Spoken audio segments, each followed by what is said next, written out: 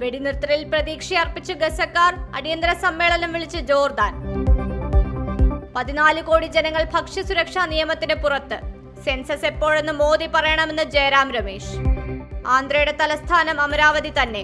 പ്രഖ്യാപനവുമായി Chandrababu Naidu.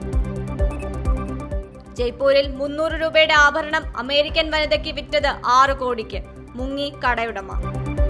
MLA സ്ഥാനം രാജിവെച്ച ഷാഫി പറമ്പിൽ പാലക്കാട് ഉപതെരഞ്ഞെടുപ്പിലേക്ക്. കേരള നിയമസഭയിൽ മോദി ശൈലി അനുവദിക്കില്ലെന്ന് VD സതീശൻ.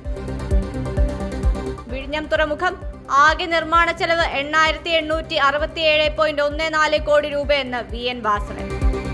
വയറ്റിൽ കത്രിക കുടുങ്ങിയ കേസ് 3 പ്രതികൾക്ക് ജാമ്യം. വിമാനം തകർന്നു വീണ് മലാവി വൈസ് പ്രസിഡന്റ് അടക്കം 10 പേർ കൊല്ലപ്പെട്ടു. UDF രാജ്യസഭാ സ്ഥാനാർത്ഥി ഹാരിസ് ബീരാൻ പത്രിക സമർപ്പിച്ചു.